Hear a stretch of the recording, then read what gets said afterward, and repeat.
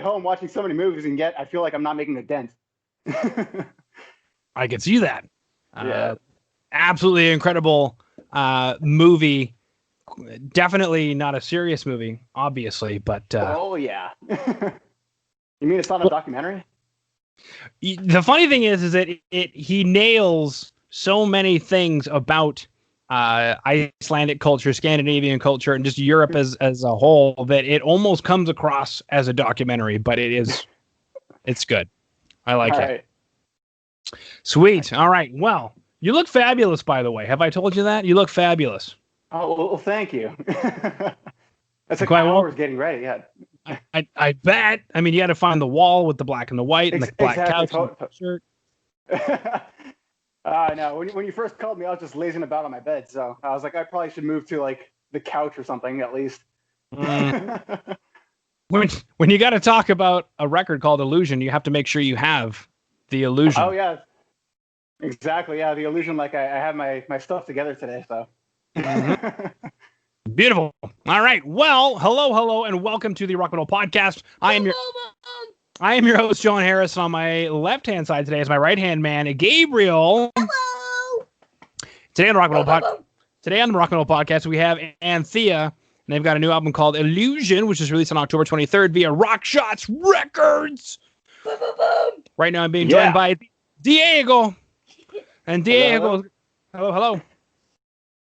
How are you, Diego? I'm doing great, man. How's it going? I'd say it's going well. You're in California, yeah? Yeah, right here in LA. All right, boom. Which is kind of an oddity for Rock Shots, because usually Rock Shots people are from, like, I don't know, Greece or Spain or Italy. Right. Yeah. I've noticed that like everyone else in the Rock Shots label tends to be like, yeah, like you said, Greece, Spain, Italy, places like that. I think we may be the only one in LA. Don't quote me on that. I might be wrong, but as far as I know, yeah, we are. Interesting question. I don't know how long you guys have been on the label, but you guys fit in very well on their roster. Oh, thanks.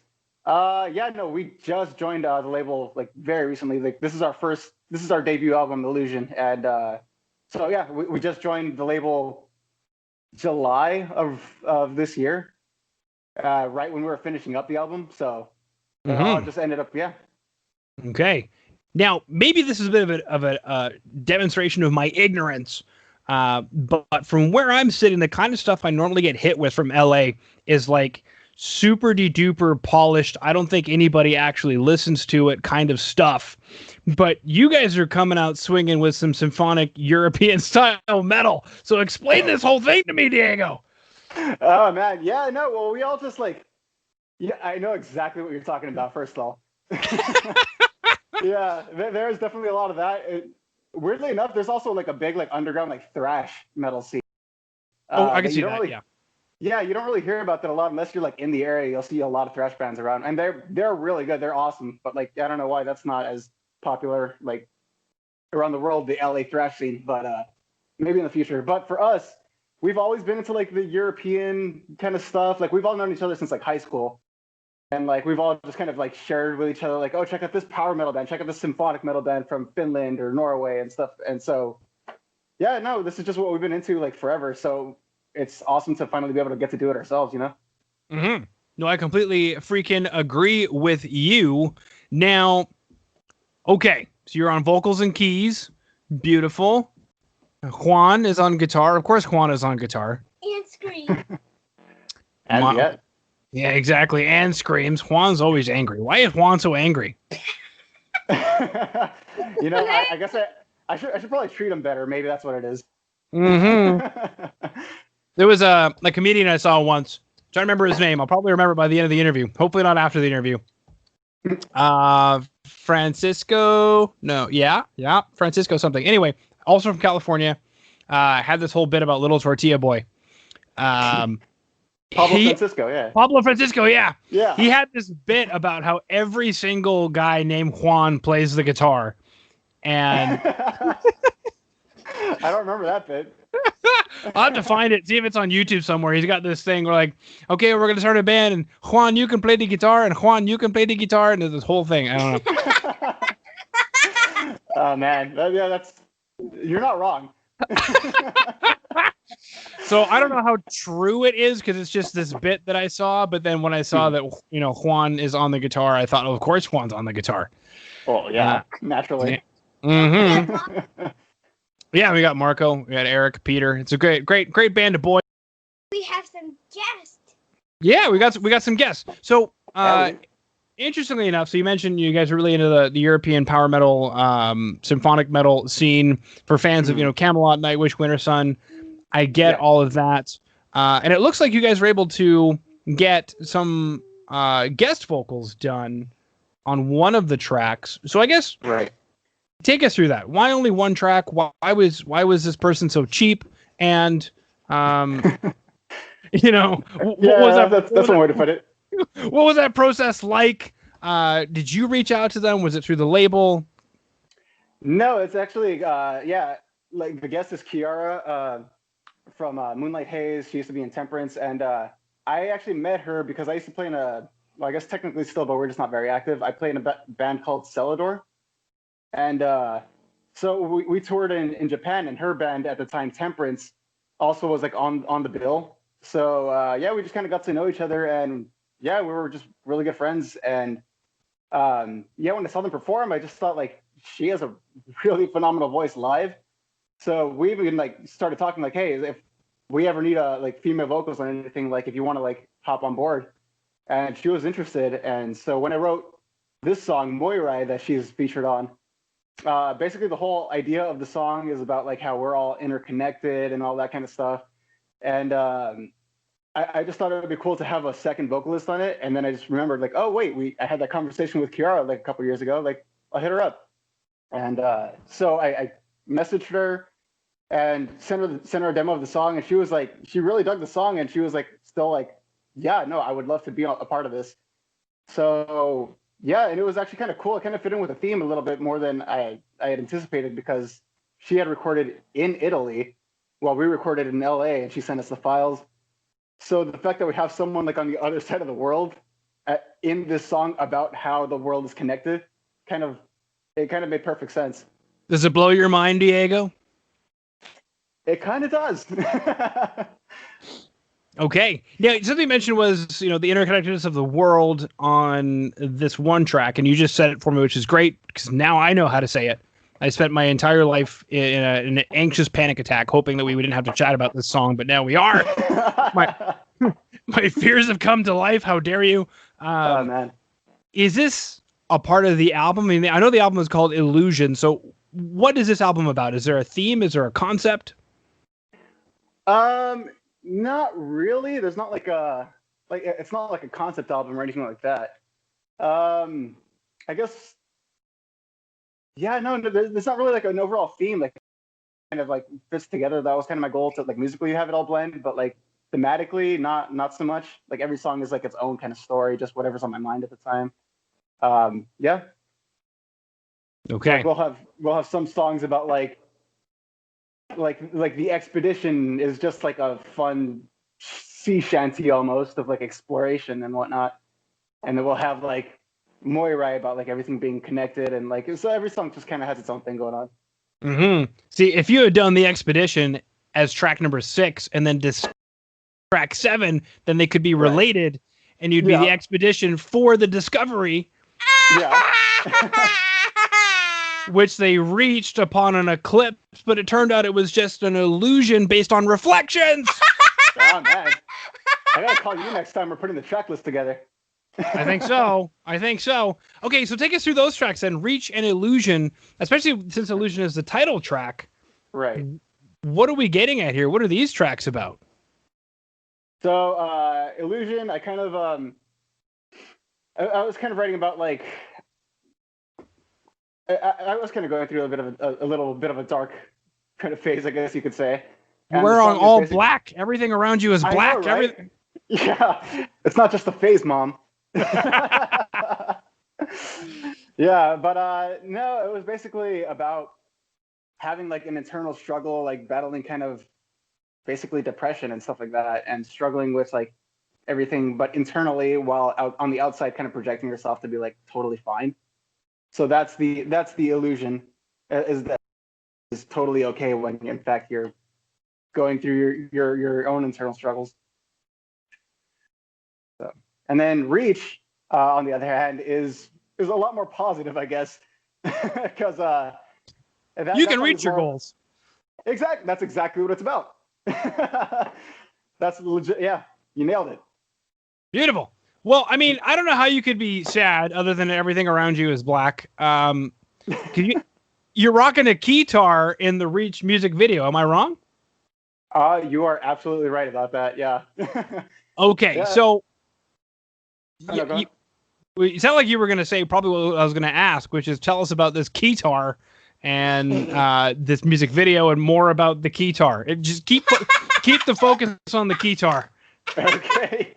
Yeah. So if you ever see us live, I do rock the guitar the entire show. I'm like on lead guitar, I guess you could say, on the mic as well. And that all started because of, well, back when I was playing in Celador, like I would have the first couple of gigs, I started having I had a whole keyboard rig, a couple of keyboards. I'd bring the guitar up for like a song or two. And the more we would play and tour and stuff like that, I'm just like, this is just so much to bring with me and set up every night. And I just like slowly started going, it's like, okay, maybe just two keyboards, maybe just one keyboard in the guitar. And then eventually it just became like, I'm just going to use the guitar. Like it's so much easier. And like, over time, it just kind of became my thing, I guess. Well, the funny thing is, like, we grow up watching these bands that are making $1 million a show, so they can afford to have roadies take 20 keyboards around because they never see them. They just show up and go, "You didn't crack my water, you're fired." I said green M&Ms. I said green M&Ms in a brown brandy bottle. Exactly. Yeah, there you go. Yeah. The shop owner and his son were a different story altogether. Exactly. Yeah. So if anybody out there listening to the Rock Metal Podcast did not just get a Wayne's World reference, shame on you. You're not worthy. And the thing is that's happening so much now. I was at we both actually, Gabriel and I, before coronavirus hit last year sometime, we were at a couple of clinics, a drum clinic and a guitar clinic. And drum clinic was a real drum kit. Nobody had any issues.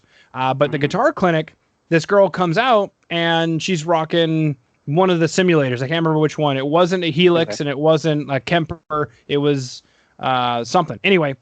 Okay. And some people in the crowd are immediately offended. They're like, but it's not a real amp. And she's like, do you seriously expect me to carry around, 100-pound rig to a guitar clinic in 20 whatever it was?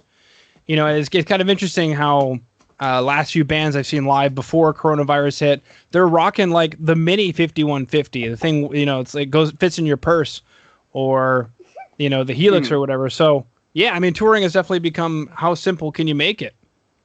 Pretty much. And like we're a new band. It's not like we have like a ton of roadies and all that, like you were saying. Like we're setting up our own stuff, so the less to worry about, the better, honestly. Maybe in the future, but yeah, it's kind of nice to just have one thing with me. Mm-hmm. I completely agree. Now, and you can do everything on that guy. Hey, no backing tracks, or do you guys do? Okay, wow. Yeah, no, we do have backing tracks. Because we do have like a full-on orchestral thing going on with like a lot of the songs. So can't really do that with like, especially the guitar itself is like not a full keyboard. It's not the whole 88 keys, so I gotta have something going on. Yeah. Now, since you do the keys, does that mean that you are the orchestra, or how did you guys make symphonic metal happen? Yeah, basically I do record all the orchestral parts like myself. So I got a bunch of really cool orchestral sound libraries, and so at home I just record them on my keyboard, and I'm impressed by how cool it sounds. Honestly, I'm just using like the top of the line stuff that like I even seen like Danny Elfman and stuff like that used. Mm-hmm. Yeah, well, I mean, I don't think there's a movie soundtrack that we've seen in the last 15 years that has a real orchestra, because it's all been documented. And if you watch the masterclass for on masterclass.com, I'm trying to remember the name of the guy who does all the soundtrack stuff. He just uses a MIDI library. Yeah, Hans Zimmer. He uses a MIDI library. It's all fake. Yeah, it's funny too. Like the more I use it, the more I start noticing like particular like sounds that in movies and stuff. I'm like, oh, that's this sound library. I know exactly what that is. Yep. Exactamente, baby. Now, one of my other questions, and I love to ask this question because, we kind of take symphonic metal for granted. Like, oh, there it is. It exists. A lot of bands are doing it. It can be done. However, and especially when we start getting into higher speed stuff like death metal, where you've got like 30-second double pedal and almost everything is concentrated in the mid range. But how do you, as an orchestral arranger, balance so many mid-range instruments fighting for the same space to make it all sound like they're not fighting for that space?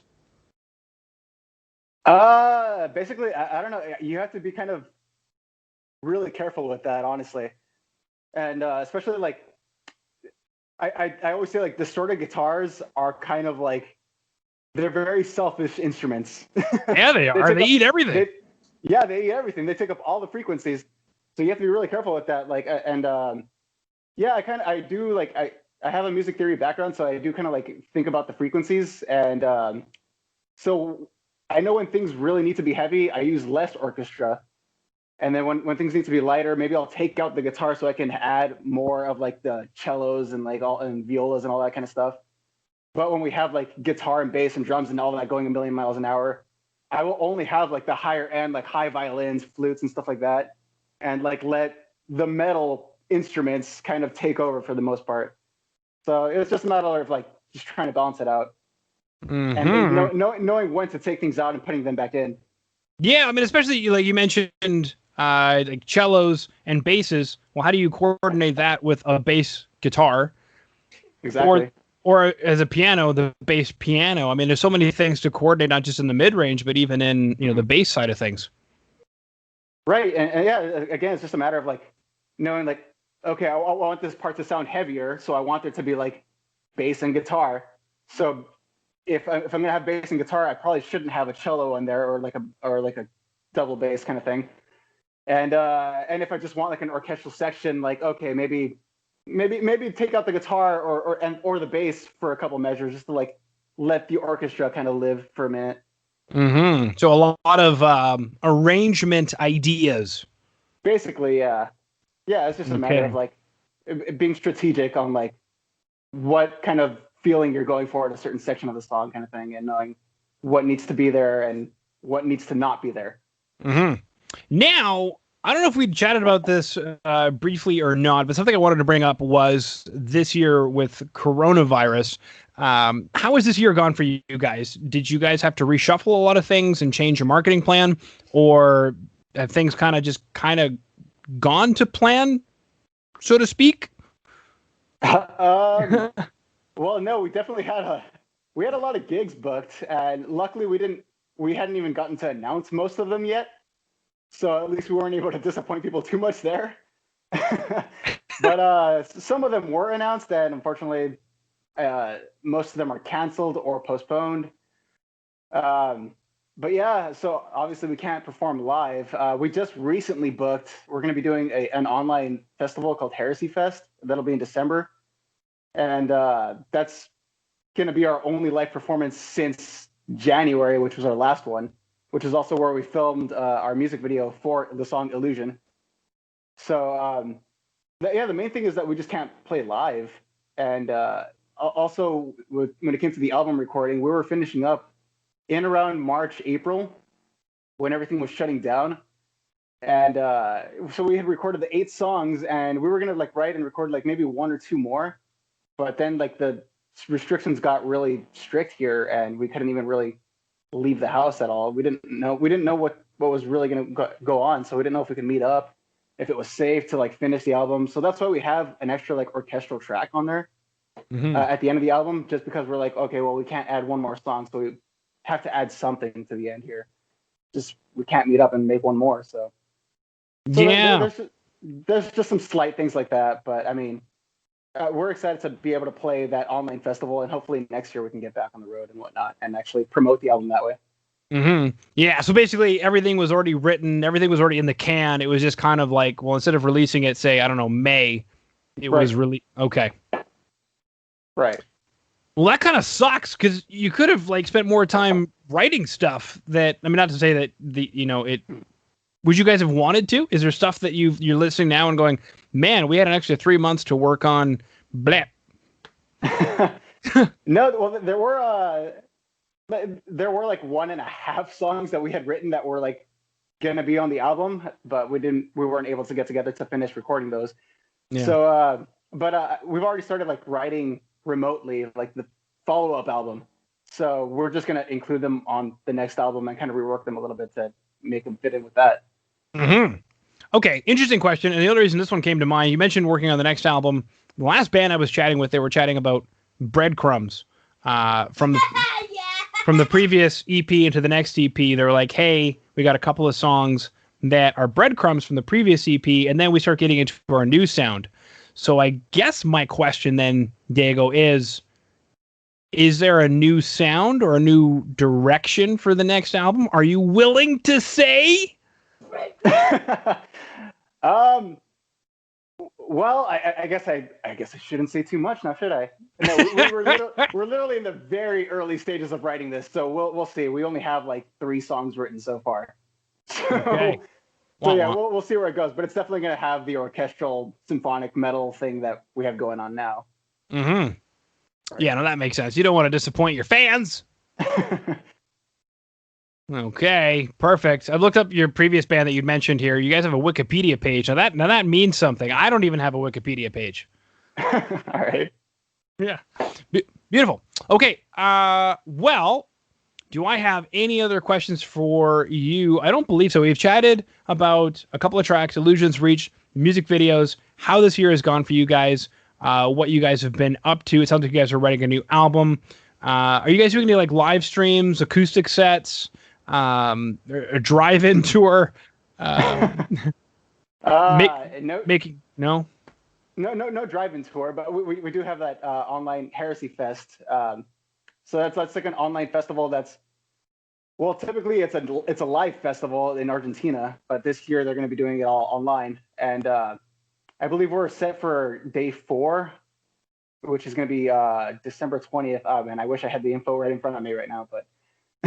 Oh, I'm looking right now. Heresy.com.ar. There you go. Which I'm speculating .ar is for Argentina. Exactly, yeah. Wow. So typically that's a in-person live festival, but they're going to be doing it all online this year, and we're on day 4. Okay, say parte de la era hija. Era hija? Is that how you say it? You got me. Oh, okay. Sorry, I was looking to you because of your name and everything, right. But that's fine. Now I look like an asshole. Yes, how dare you? No, I'm kidding. How dare I? Well, you gotta read let me see here. Illusion. Bandas. So, bandas. What's so funny about that, kiddo? It's Spanish. It says bandas, which just means bands. It means Heresy Fest, Online 3. Oh, wow. They did a very terrible job of writing this. It's all like in red font. Online. Oh, man, this is terrible. But anyway, go to heresy.com.ar, and when Google comes up and says, do you want this to be in English? I guess you can pick English. Unless, of course. And we'll have info on our website, too. So you can go on our website. It's antheametal.com. Beautiful. AntheaMetal.com, and that's going to be available on today's show notes as well as the music videos for Reach and Illusion. So, yeah. Is there anything that I didn't ask that you wanted me to ask about, Diego? You were like, I really hope John asks this question, and I didn't. Yeah. There's nothing in particular that comes to mind. I mean, yeah, we're writing the next album. We're excited to be doing this online festival, and hopefully next year we can actually tour. And I want to get my hopes up. I'm just like, I'll take the news as it comes. So yeah. We'll see. Eventually we'll be back out on the road and hopefully playing these songs live soon. Okay, very cool. Well, Diego, thank you so much for coming on to the Rock and Roll Podcast today. All right, thanks for having me. Thanks for talking about Anthea. Go ahead and hit stop.